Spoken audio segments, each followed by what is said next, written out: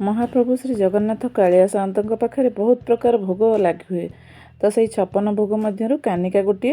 तो चलतु आज मीठा कानिका रेसिपी बनै नबा। महाप्रभु श्री जगन्नाथଙ୍କ ପାଇଁ महालक्ष्मी निज हाथ रे सब भोग प्रस्तुत करिथांती। तो आमे सेपरी स्वाद आनी परिबा नै, किंतु चेष्टा करबा सेमती बनेबा पई। तो चलतु बनेबा आज रेसिपी।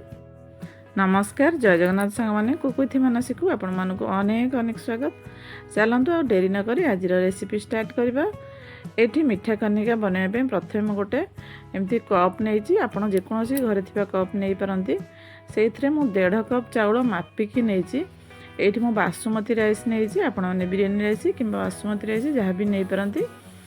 1.5 कप मापिकी नेइकी भलो भाबरे ताकू धोई नबा। धोई सारला परे सेथिरे आमे पानी देकी किछि समय पई भिजे नबा। जेमति कि आमे सेपटे प्रस्तुति आ सब करबा सेही समय भितरे चाउल टिके भिजे जिवो।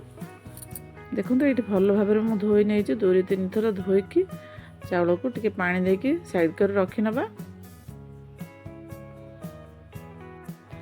एबे हमें कानिका पई गोटे स्पेशल मसला प्रस्तुत करबा। मसला कुटिबा पे एठी गोटे मु छेचा नेइची। सेथरे किछि गोटा मसला दे देबा। प्रथमे गोल मरीच देइची, तापर गुजराती, लवंग, एठी दालचीनी देइची। एठी गोटे जायफल को भांगिकी सेथरो अल्प टिके देइची। 3 भाग रु भागे देइची। बेसी देले पिता हे जिवो। आपण माने देखिकी क्वांटिटी को जायफल देबे। तो सब भल भाव रे एमती गुंड करिनबा। गुंड कर सारला परे सेथरो एमती मु बाहर कर नेइची गुजराती रे चोपा को। गुजराती रे चोपा रहले एमती भल लागिबनी। तो आमे गुजराती रे चोपा को बाहर कर सारला परे आउ थरे भल भाव रे मु गुंड करि नेइची। गुंड करके साइड रे रखि दबा। एबे आमे कोन करबा ना गैस ऑन करी सेथरे गोटे माटी हांडी मु एठी बसैची। आपण माने माटी हांडी जगह रे जे कोनोसी बासन नै परंती। जदि माटी हांडी अछि ताहले माटी हांडी रे बनांतो बहुत बढ़िया फ्लेवर आसीबो। तो मु 1.5 कप चाउल नेजी। से हिसाब रे मापी के आमे पानी दबा। 1.5 कप चाउल पई एठी मु 3 कप रु अधिका गोटे कप देजी। पानी गरम हे गला परे आमे गोटे कप बाहर करके रखि दबा। पछरे जदि दरकार हुए ताहले आमे सेथरे आ गोटे कप ऐड करबा। नहले जदि सेतिकिरे हे जाउची ताहले आमे आ पानी ऐड करबानी। गरम पानी गोटे कप एठी बाहर कर साला परे सेथरे धोई रखिथिबा चाउल को दे दबा। चाउल दे साला परे आमे गोटे गोटे मसला सब ऐड करि नबा। प्रथम एठी तेजपत्र 2टा भल भाबरे धोई की दे देची। एबे गुड़ दे दबा मिठा पई कि। एठी गुड़ गोटे कप मु दे देची। काजू एवं किशमिश किछि दे दबा। एबे जो मसला हमें गुंड करके रखितले ताकू मध्य दे दबा। आपण माने काजू जदि भाजी की दबा को चाहुचंती ताहले भाजी की दे परंती। एबे 2 चम्मच घी दे दबा। स्वाद अनुसार लूण दे दबा।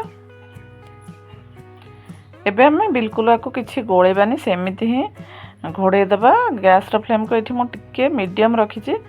आ टिके 2-3 मिनिट परे गैस रो फ्लेम को लो करके छाड़ दबा। 10 मिनिट लो फ्लेम रे बसई सारला पर देखंतो एठी कानिका भल भाबरे प्रस्तुत हो जाईची। एठी आपण मान देखि परथिबे खाल खाल हो जाईची। ता माने पानी भल भाबरे सुखी जाईची। तो एमती बांफ बाहरची। एबे हमें किछि समय पई ठंडा होवा पई छाड़ीबा। ठंडा हला पर हमें कानिका को बाढी नबा। एठी देखंतो ठंडा हला पर आपण मान को देखौची सेमती भल भाबरे ठंडा हैनी। एबे भी बांफ बाहरुची। किंतु एठी आपण मान देखि परथिबे मु करचुले टिके बाहर कर देखौची। जेहेतु गुड़ दिया है टिके अठाळिया रहइबो। तो सेथि पे भल भाबरे ठंडा हला परे हमें को खाइबा किंबा बाढीबा। बहुत बढ़िया लागे ठंडा हला परे कानिका। जेते ठंडा हो ता टेस्ट सेते बढ़िबो। तो आपण मान जेते बनाउचंती ए कथा को ध्यान रखी निश्चय बनेबे। एबे एठी देखंतु मु बाढी नेजी। एथर रथ यात्रा रे आपण माने एमिति कानिका बनांतु। ता सहित डाली किंबा डालमा किंबा घांटा तरकारी जहाँ आपण मान को पसंद सेमती बनेगी तार मजा नियंतु। पुरी रो कानिका परिका केबे तो टेस्ट बाहरिबोनी, किंतु पाखापाखी टेस्ट बाहरिबो। कालिया साअंतଙ୍କ भोग सबठारु अनन्य।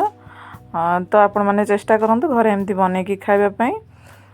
तो जदि रेसिपी आपण मान पसंद है ताहले गोटे लाइक करंतु, कमेंट करंतु, फ्रेंड्स एवं रिलेटिव मान सहित शेयर करंतु। चैनल जदि नुआ करी विजिट करछन ताहले प्लीज सब्सक्राइब कर नियंतु। पुणी आपण मान सहित देखा आ गोटे नुआ रेसिपी सहित। ସେ ପର୍ଯ୍ୟନ୍ତ ଆପଣମାନେ ଭଲରେ ଥାନ୍ତୁ, ସୁସ୍ଥ ଥାନ୍ତୁ। ରହିଲି, ନମସ୍କାର, ଜୟ ଜଗନ୍ନାଥ।